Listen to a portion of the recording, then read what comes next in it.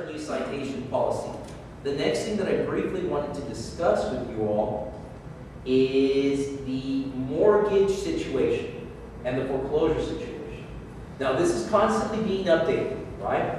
I'm sure you all hear that the Attorney General of the state of Texas sent a demand letter to lenders across the state to put a moratorium on foreclosures. Now remember, a demand letter is just that. It's just a letter asking lenders to do so. Now there were a couple of lenders that did. I think Ally was one. I believe Bank of America was another one. There were 2 lenders that voluntarily complied. I can tell you that every other lender said no, that we're not going to comply. Now, there's really no force. Now, the next step that the Attorney General would have to take, so these are the things that you do need to keep your ears open for, is that there are special remedies in the law, one of them being an injunction, right? An injunction, you know, I'm sure you all know that the legal process is very lengthy and very time-consuming and very expensive.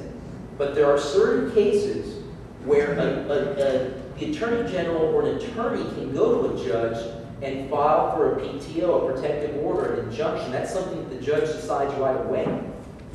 So if an injunction is then in turn, you know, levied against the lenders, then that would halt the foreclosure process. And that, of course, has all kinds of repercussions for you all, right? I mean, we're talking about foreclosed homes. If you have an REO listed, what's going to happen then? Right? I mean, there's a multitude of possibilities that are going to occur. Now, the lawyers at TAR on Friday are going to a webinar that's being hosted by the NAR General Counsel that will give us all the information of what these things mean. Again, personally, between 8 and 9, this is also very important, that there's a difference. Texas has non-judicial foreclosures, okay? Other states have judicial foreclosures.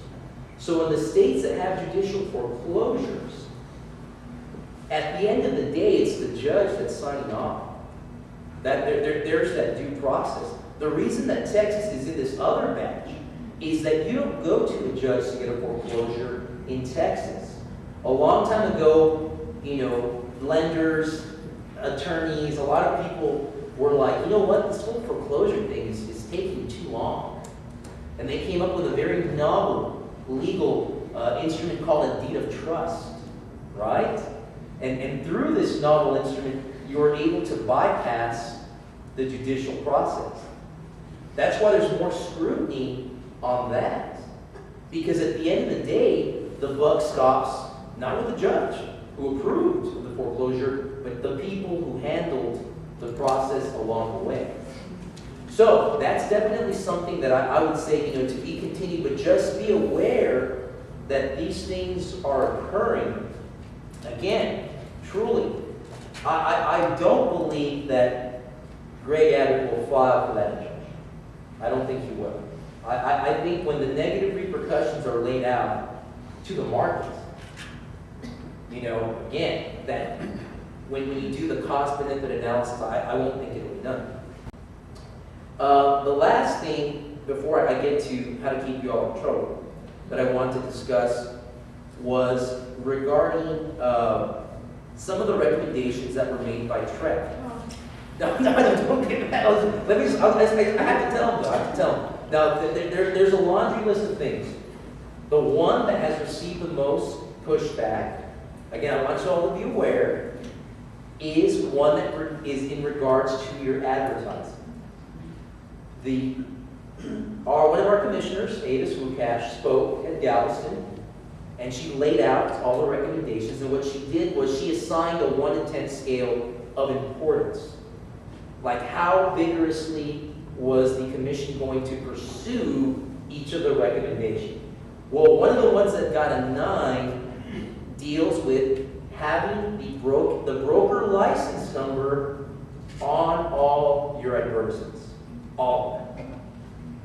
Not only that, the broker license number has to be the size of what's the exact wording? The largest number, that's right, the largest number in the ad. So the size, obviously, is probably going to be your phone number. So however big your phone number is on your side, that's how big the broker license number is going to be.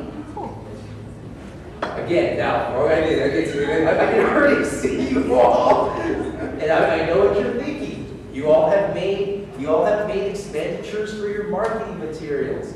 You all have purchased X amount of signs, of cards, of everything else, and all that's going to have to be changed.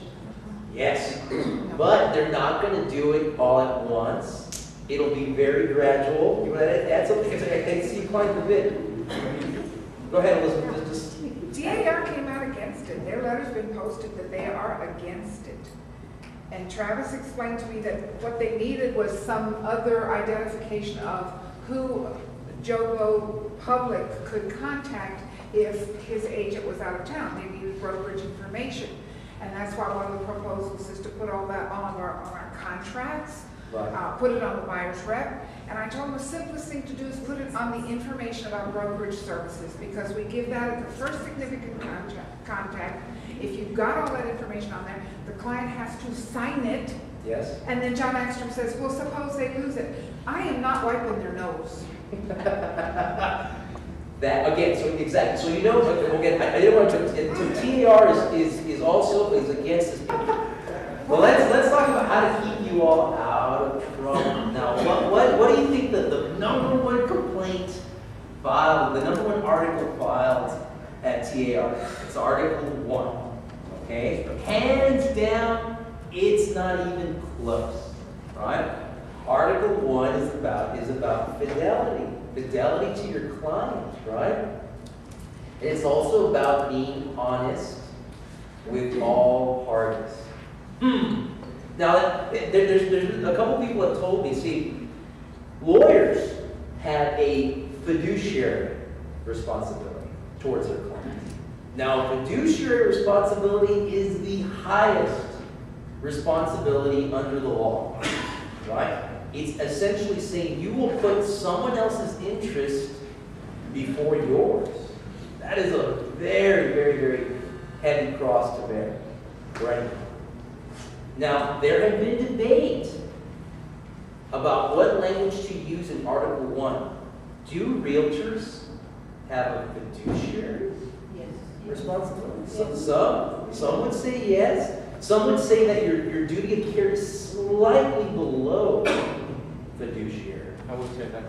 Some they would say fidelity, where you are considering a person's interest, but you're not. Again, it's not the highest.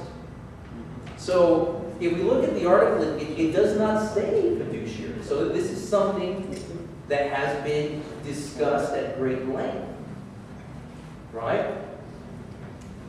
To me, a lot of things. I boil things down to, I'm sure you're all aware of like the social media and people are like, don't put this and don't put that, and whatever you put on these things will be on there for the rest of your life, whatever. And for me, I always follow the grandma rule. My abuelita lived until she passed away 4 blocks from here. Is this something that if she knew about, what would she say? Right? That to me, again, lawyers try to overcomplicate things, and we'll get bogged down in words. You get bogged down in what we call semantics. When a lot of times you don't have to do that. You can just take a step back, and you can ask yourselves, what would my grandmother say about me doing this? What would my mother say about me doing this? That's all you really need to do. You have a duty, right, to be honest with other parties. Honest. Let's think about that. Now, that also raises a lot of issues because a lot of times when the complaint's filed, it's filed by the other person that will say that the other party wasn't honest. And that is also a very, very hard thing to gauge. Because on one hand, we're telling you that you have either fidelity or fiduciary responsibility to your clients. And then right on the other hand, we're telling you, but you need to be honest. So you all have, you're on this, it's like this seesaw, you're trying to balance these two things. And those, by far, are the issues that we see the most. Now, again, I mean, to be honest, okay, you're in a situation where you're trying to get the best price for your client, right? I think where we fall into dishonesty is when misrepresentations are made to another party. And it's hard though, isn't it? Isn't it hard to do both? To be a fiduciary and then to be honest? See, lawyers don't have to do that. Well, hold on. Listen, hold on. We are fiduciaries to our clients, but we are given carte blanche. We can tell the other side whatever we want. We can lie through our teeth. We can make misrepresentations about what evidence we have or don't have. Oh, well, we have a witness that is going to say this. Right? We don't have to have that balance. Rightly or wrongly. Wrongly, obviously wrongly. But that's how it is.